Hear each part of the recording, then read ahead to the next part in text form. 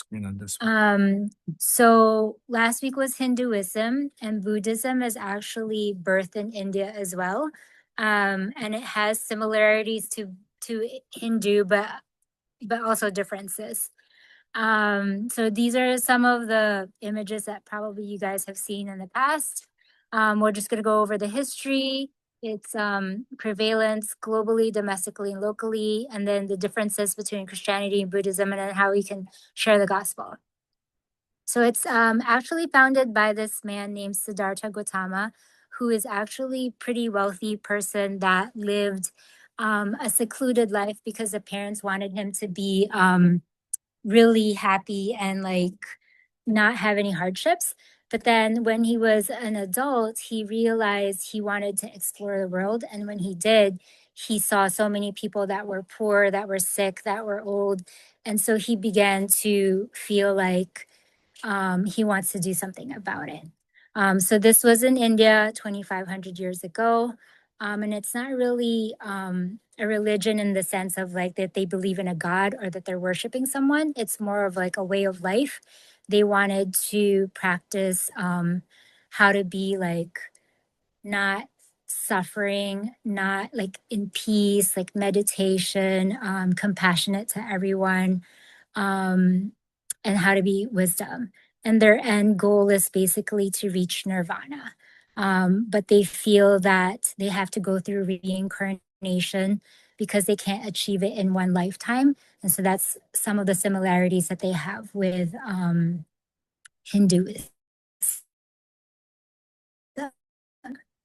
Any questions before I go forward? Okay, and then the more in-depth details that I'm skipping over just because of time. So their path of enlightenment is basically through morality, like how good they are, how much they meditate to become at peace, and then the wisdom. And they also believe in the karma, and I said reincarnation, same as Hindu. And they basically want to pursue this middle path where they're not indulgent into whatever they want to be indulgent in, but they also don't want to cause themselves to be too denied. He actually denied himself like food and everything to try to be like as pure as possible to meditate, but then he was like starving. So then he was like, oh, self denial is also not really the path. So somewhere in the middle. And he came up with these four noble truths and noble eightfold paths that we'll go into a little bit more detail. So here it is. Basically, the Four Noble Truths are the first things that they came up with. It's to believe that all people and beings experience suffering during their lifetime. The cause is because you have craving and fundamental ignorance. The cure is to basically cease those cravings by following this Eight Noble Path, which is basically you want to have right concentration, right understanding, right intention, right speech, right action, right living, right attentiveness, and right effort. Um, I was just gonna, sorry. What I found online for the Eight Noble Paths, they actually divided it into three sections. Um, they were like, wisdom is basically right understanding and thought. So knowing the truth of reality, having a mind free from harm, anger, and selfish desires. Then they're like, because if you have right wisdom, then you have right ethics. So you'll have right speech where you're always going to be telling the truth and you're going to be kind and you're going to be avoiding harsh words. You'll have right action because you're going to be acting peacefully and honestly and you're not hurting any living thing. And you're going to have a right livelihood where you're doing a good job earning a living in a way that does not harm others. And then on top of that, they wanted you to have right mental discipline. So, right effort by trying to stop your bad thoughts and grow good, helpful thoughts. Right mindfulness by being aware of your body, feelings, and mind in the present moment. And then right concentration, where you practice deep meditation to focus the mind with peace. So, this is what they mostly live by. Any questions? The Noble Eightfold Path, is that like their way to achieve nirvana? Like Yes. Yeah. Yes. I saw just not a question, but like a parallel with regard to the cure. I don't even know if it's a parallel. I gotta think about it, but it says the cessation, or it says the cure is eliminating craving. And I think that's very close to our Christian message where we're called not to crave the things of this world. So I can see a connection between that and what we believe. No, absolutely. Yeah, absolutely. So that is definitely one way we can communicate with them, that we have similar desires to not have these selfish cravings and desires that.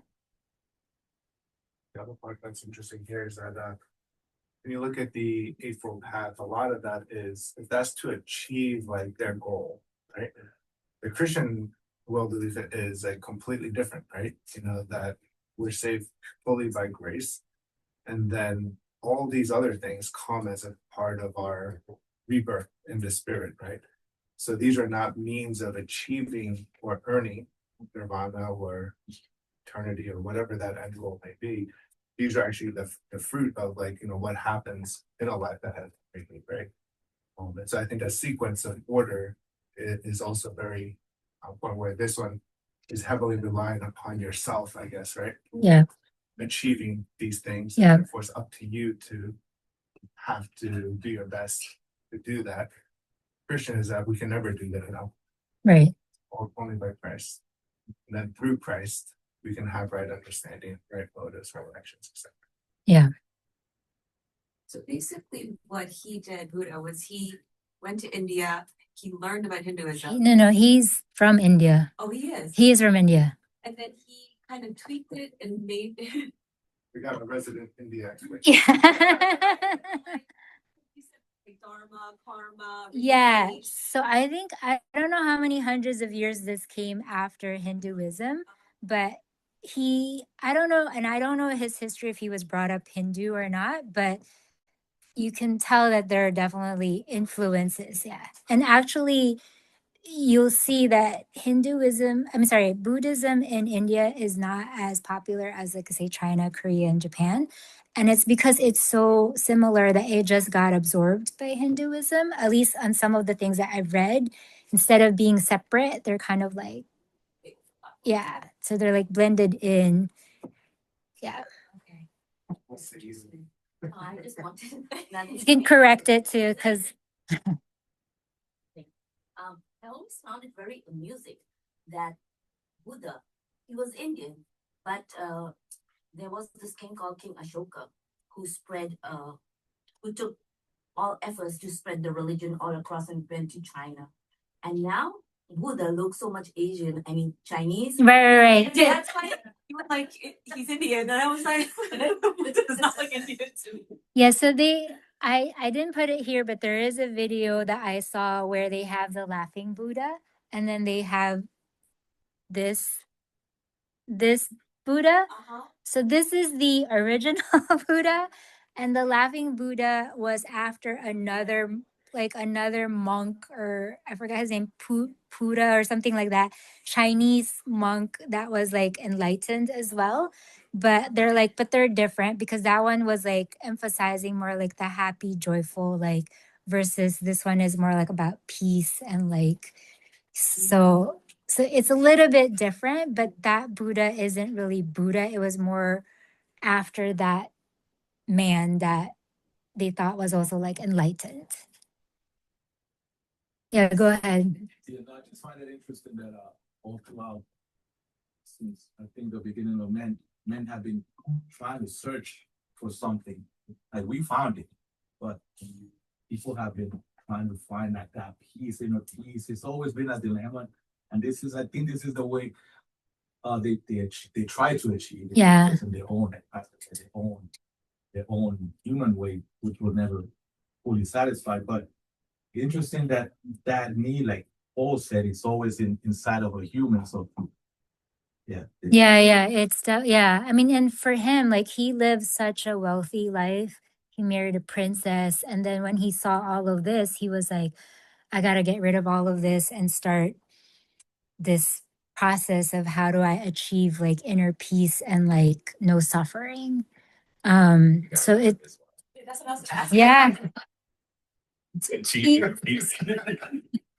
Jen's online, Ken. No, I think yeah, it wasn't so much she, it was more like when he saw the depravity of the world, he felt like, oh, I should do something.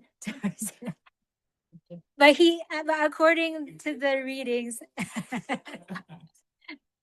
he did leave them. So I don't know. Like he left that life. Yes, a wealthy life. And then he pursued this, and then 30, 40 years, he was just teaching. Oh yeah, go ahead. It's not, I don't know if you'll be able to answer this, but like, because they were both from India, right? Was there no like speak of Christianity? Because like you said, like, there's like similarities. Like, why did they have to come up with like a whole new religion and not just like look at one that already existed? So I don't know the history of Christianity in terms of like when Paul was doing his missionary. I mean, that's a good question.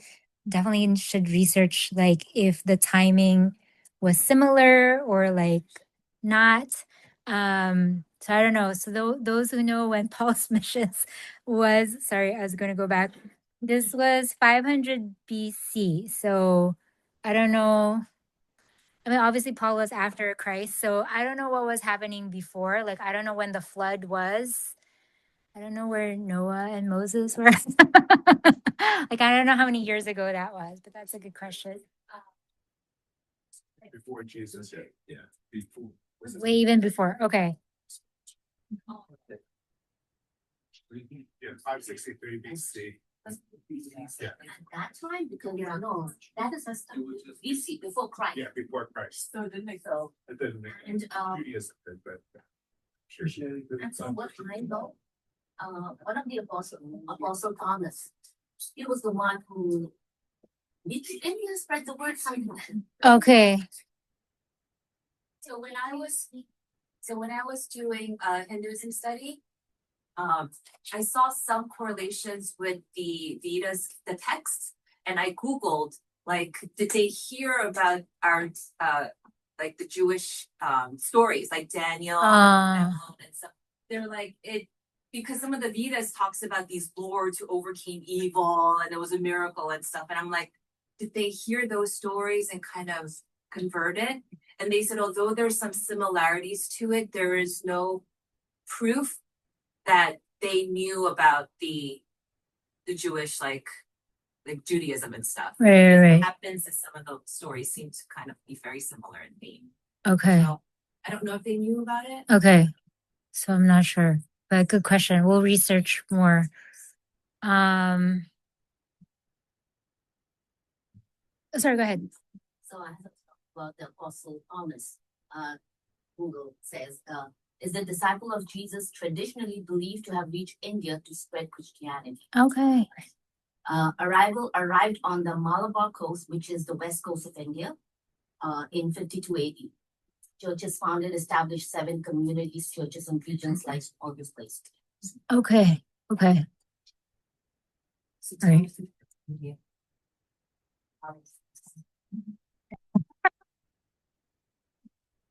So, and then here are just some symbols. Like, I didn't realize there were so many symbols related to Buddhism, but the lotus flower, the Bodhi tree is basically when Siddhartha Gautama or the Buddha was sitting underneath the tree. So this is where that came from. The Dharma wheel is that eightfold path.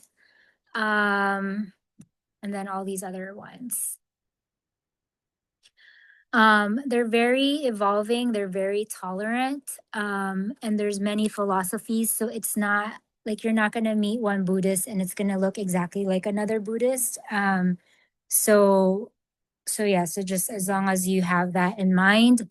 The other symbol that I wanted to include is the swastika, which actually originated from Sanskrit, and then it's like Hindu, and then Buddhists also use it, but then it got changed and now we know it as more of like the German Nazis, right? But it had totally different meaning and it was supposed to be all good. Nothing to do with, race dominance or anything.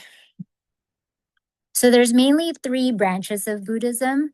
The first one is Theravada, which is the one that came from India. And it's basically, they consider this traditional, original, historical. They tried not to like change it. And they're mainly still in Sri Lanka, Myanmar, Thailand, Cambodia, and Laos. And then that comprises 30 to 40% of the Buddhist. And then Mahayana is another branch, 55% of it from this branch. And this is the one that's in China, Korea, Mongolia, Japan, Tibet, Nepal, and Vietnam. This one, they added sutras to it, enlightened teachings. And so they consider themselves more complete, whereas the Theravada is like, well, you kind of added to it. And they're very much more compassionate. And so this is where they're more like the we are the world, like help each other, be there for one another. And then the smallest percentage is I can't say it, Vajrayana. It's only 6%. And they basically are from Tibetan Buddhism and Namchak lineage. And they are considered the diamond vehicle because they said that it's the fast track. They believe that they can achieve nirvana in one lifetime versus the other ones believe you need to be reincarnated and it would take 3 to 4 lifetimes to achieve nirvana.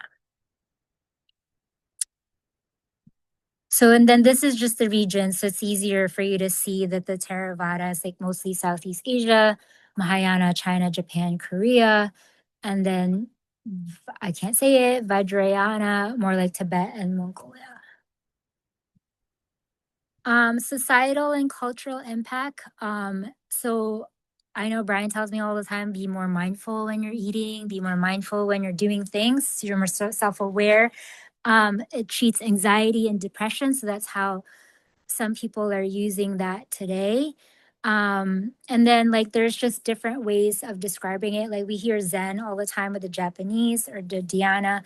So that's all the same thing of saying that you need to be like meditating in peace. And this is how you're going to improve your mental, physical health and reduce anxiety. And then some people use it to make their Zen garden so that they have like this minimalist, calm place that they can go to. And then the other portion of it is that this is where they like promote social injustice and equality and human rights. So after I read that, I was like, oh, it sounds like Gandhi. And so, I mean, obviously it's different because Gandhi is Hindu, but that's where some of the similarities are, that they care about every living being. Where it is in the world. So Buddhist is about 4%. And so then I just thought it'd be nice because we're going to go over the other religions anyway. So Christianity is at 28. Islam follows next. Unaffiliated religious, Hinduism, Buddhism, and then the rest. And then in the US, Christianity is supposedly 60%. And then Buddhist is about 1%. And then based on the map, the red one is basically the most populated Buddhist. So the number one state is Hawaii. And then they're also found a lot in California, mostly in the West Coast, and then also the major cities like here and New Jersey and Connecticut. But the largest is West Coast and Hawaii. I would think about that is that even though many, and I don't know if it's a fair statement, but just something I was thinking about there is that even though there's not many people statistically who may identify as Buddhist in religion, I think their mindset is probably very aligned to the values, right? Of, you know, the things that you talked about, the 8 noble truths or whatever. Yeah. So they probably would have no issue, you know, because that's the way that they approach life and their philosophy of life and such. Yeah, a lot of interviews of previous Buddhists that became Christians, it's definitely cultural, like it's how they were brought up. So versus they were converted to it. Although there's some conversions, like they named a lot of celebrities that claim to be Buddhist as well. And so we know that's mostly prominent in Southeast Asia. And then here in New York with this map, this neon pink is the Buddhist, which is basically right here. I don't know which island that is. I mean, this is Manhattan, right? So I don't know. But anyway, it's a small area, but it's a way of life. And then I just wanted to highlight, like as Christians, we're tasked with the 1040 window, which is basically 10 to 40 degrees north of the equator. And this is the religious groups that are living in this space. So Islam is the biggest, and then you have the non-religious, Hindu, and Buddhist. So even though percentage-wise, like Pastor Eugene said, it's really, really small, but in the 1040 window, they're actually like number 4, right? And this is the least unreached groups, and it is comprised of 5 billion, which is 2/3 of our population, and is the highest concentration of the poorest population lives in this window. So the difference is with God, Buddhists believe that there is no one God, so they're non-theistic. And then obviously us, we believe in our personal creator God in three persons. Creation, they don't really believe in a single event. They just believe in this recurring cyclic cosmic events of creation, destruction versus God created all things. Humanity, they do believe that they're eternal souls seeking peace. That's why they get reincarnated so many times. And us, we believe that we are created in God's image. The problem is that suffering happens because it's caused by desire, which Deacon Kevin mentioned or noticed. And then for Christianity, we have suffering caused by the consequences of sin. Solution is self-reliance, which Pastor Eugene noted. They follow this middle path, accrue karmic merit by practicing meditation and getting rid of desire. And then for us, we know that Jesus is the only way. Jesus is seen as an enlightened being, wise and compassionate teacher, versus we believe he is the Son of God. Afterlife, reincarnation and karma until they reach nirvana. And then I was like reading what happens when they reach nirvana. Basically, they're turned into like nothing. So I don't know if that's worth all that. And then Is that their goal? According to them, like they become one with God. One being, whole being. okay. Okay. So in some They go as far as saying they become God, or it stops they become part of God. What part of God? What was it called with Hinduism? Dharma? Or no, Brahman. Brahmin. But like Buddhism, it's just kind of reaching this Brahmin reality. But to her point, that's it. Like, who knows what happens to that reality, the ultimate reality. I guess there's this peace. They just said this peace. So I just summarized like basically they want to address suffering and desire and depravity of life with something pure, but with us, we believe it's Jesus. And then the eightfold is basically us exhibiting the fruit of the spirit, versus theirs is all self-reliance. How to share oh, go ahead. So, do Buddhists have is there text like they have the Holy Bible? They Is the Four Noble Truths and Eight, is that their like holy? I think they have other texts because like when I was looking up the branches, they have like their own scriptures. I just don't know much about what's inside each scripture. Like I don't know if it's the eightfold paths or there's more. Yeah. But they all have their own scriptures, and then they just added like sutras versus tantras, but I don't really know the difference. I don't know if anyone else knows what they are. It looks like The Hindus, you know, they have the elephant and the female and. I think they do have the Buddhist idol, but like I don't think like they necessarily have to worship it because they're more like way of life versus worshiping something. They worship that idol because that idol is the gift of like healing or money or stuff. So they worship it. So I guess in Buddhist is just more. State of being. Just have a question. Us as believers, right, of the truth, should we be practicing like yoga, Reiki, and all that, knowing where all this comes from, like spiritually, where it's coming from? Should we like be even, participating in these? And what does everyone think? Or the yoga and what? It's like healing through, like a person is being touched me or like handkerchiefs. Yoga is another one, whatever it's Having a Zen space, right? Then, yeah, I I used think to use that. it's coming from like a spiritual, business background, right? Like it's. Even though as a Christian, you should be. I mean, I personally don't have an issue with like yoga. Like even if I have yoga instructors that are like telling me to clean my mind, like I just kind of ignore that part and just do the stretches. But like I just don't know, like I guess it depends on what degree of they're trying to influence you versus like you're just trying to do a stretch.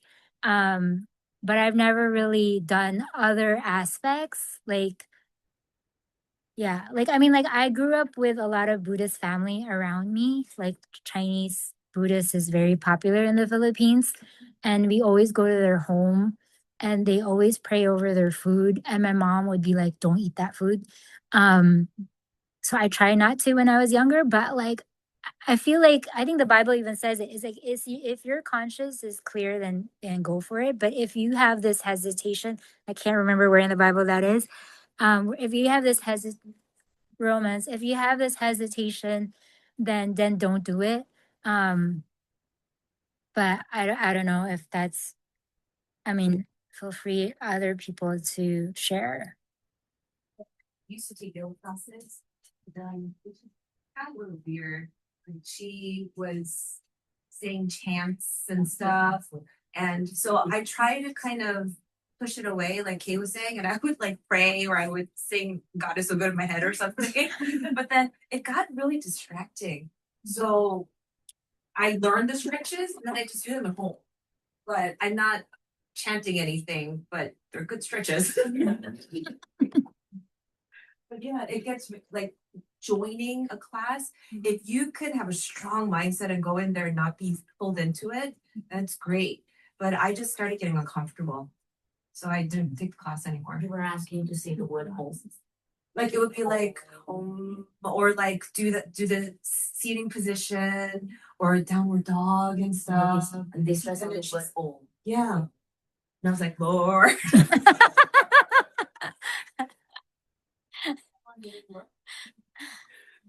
I do think it's interesting that a lot of these, I don't know what to make of it, but like there's a lot of these religions where it's kind of like empty yourself, right? And whereas we say like fill yourself with the Holy Spirit, right? So it's like when you empty, it's like something is going to consume that space, right? And so I think of when I was reading the again, it's not the Bible. So like when I was reading that This Present Darkness, and that was like one of the spiritual things, which is empty yourself, and that is kind of like the way that Satan kind of does come in to kind of fill that space. And so again, it's not the Bible per se, but that was just like one of the examples that was illustrated in that story. So I think like when you do meditate, our meditation is actually very different. Is to fill and to consume our mind on the person of God and the person of Christ, right? Where this is like empty yourself and then just be open to the universe. Right? So I do think there's something to be said about like what is the heart's intent, in the process of seeking peace, right? We all seek peace, right? They're seeking peace one way. We seek peace through Christ, right? So mostly like what I read, like Buddhists don't really easily want to convert to Christianity because they're already trying to pursue a way of life and they're normally nice, kind people. So they were, from what I read, they were like more interested that you really care for them as a person. So just have this friendship to build trust, compassion, show humility, genuine interest for what they believe in, and just be willing to be there in the long haul is what I read. And then they really don't understand all of these Christian words of born again, save, cross, eternal life. And also, like, if you say God loves you, they're kind of like, okay, God to us is not one person, it's like multiple beings. So they're kind of like, okay. And then they consider love a desire. And so they're like, and if desire is the cause of suffering, then they're like, then we should not be loving. So that to them is like, we don't get it. So we don't have time, but like I also inserted the video on the side so you can click on it. But this is one I guess preacher sharing that you can't really use John 3:16 because it like confuses them even more. So it's better to go in with the creation instead and say that there is evidence of creation and this good place before sin came in, because that one they can grasp a little bit more. And then when you say then there was suffering because sin came in, then it kind of piques their interest to learn more, versus Jesus came to die for your sins because he loves you. To them is like, does not make any sense. And then I guess also talk more about the similarities of like of us wanting peace, but like ours is mostly about grace versus like self reliance on like how good you are with the karma, and that we can have true rest in Jesus, to conquer this suffering and this unrest. And then they're like, just share your story. Your testimony comes when you share the events in your life. So that's the greatest opportunity to share your faith because it doesn't seem like you're trying to preach them or you're trying to convert them. And then taking care of their physical needs because they're very compassionate people. And so when they see that you're concerned about social injustice and stuff like that, then they're able to be like, oh, why is that? And they're like, because Jesus. And then they're able to have this relationship with you of like, okay, we have the same desires, just different way of doing things. Yeah. But that's it. Any other questions? I mean, I could start the video if you want, and then you can finish it on your own, or 15.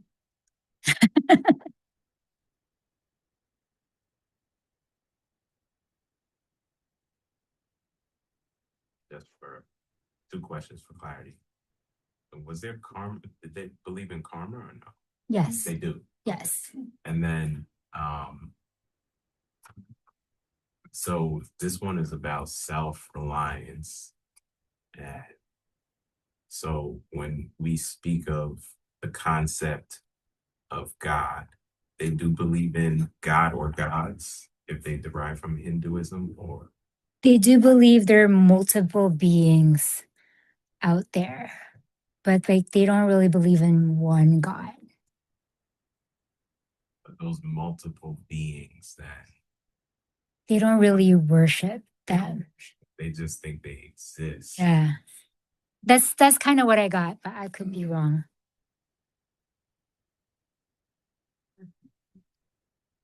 Yeah, because I was curious about then how would they understand when we say God, what that means, and then if we would have to explain even as we speak to them who God is, and then also like how we know who God is. Right. Just I think think about that as like I think you would have to, unless they're like here in this, like unless they're brought up here in North America where they hear about Jesus and God. But Yeah, but from what I understand, they don't really understand it. Like the guy that the video is, I think he was trying to share it with someone who was like a Buddhist from Thailand. And they were just totally like, I don't know what you mean. It's like starting from scratch. Right.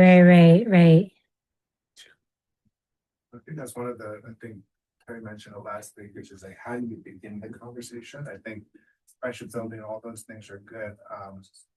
I would say just, and I think we had this in one of the earlier, like maybe a year or 2 years ago, which is kind of like, have like a natural curiosity about like what they believe, right? Because, you know, to your point, like even here Buddhism, just they say they're Buddhist, you don't even know what does that mean, right? And even I'm sure just as like we would be open to sharing our faith, you know, to somebody who is naturally curious, I'm sure they would also be likewise. And so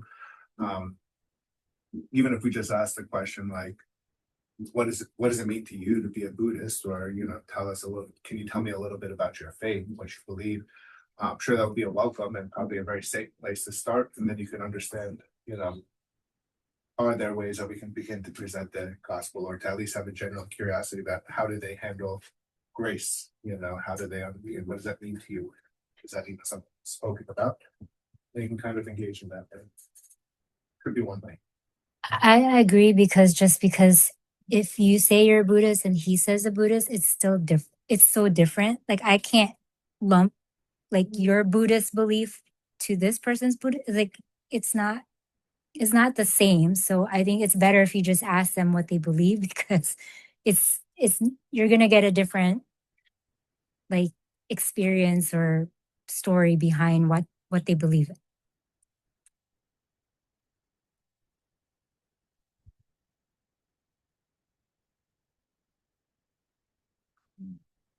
I think one reason why, like Buddhists, especially in like Thailand, Christianity is so foreign to them because Buddhism is just part of their life and customs. Because even in Muay Thai, like before every fight, right, they do this kind of dance where they get down on one knee, and it's kind of it's a Buddhist tradition where they show their humbleness and pay respects to their coaches.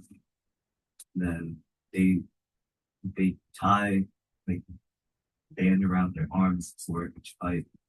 They do this hundreds of times, so it's basically them practicing Buddhism for every fight. And then they go to Buddhist temples for actually. I think also like the Thai king is Buddhist, so he's supposed to be like another Buddha that encourages the whole country to pursue Buddhism. So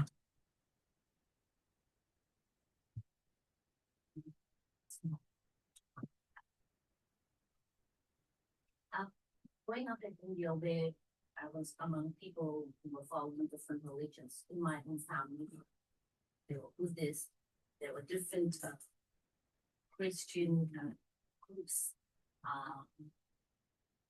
Islam, Hinduism, Jainism, and all those things. So from growing up there and seeing people listening, watching, observing, one thing that struck me was all these other religions, they always tell you what to do. You have to do things to gain favor or to be God. Christianity is the only one which does not like you have to do things to get that. That's what I.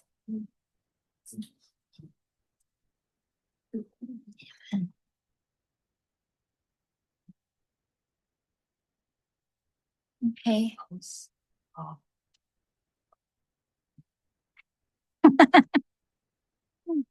You sure?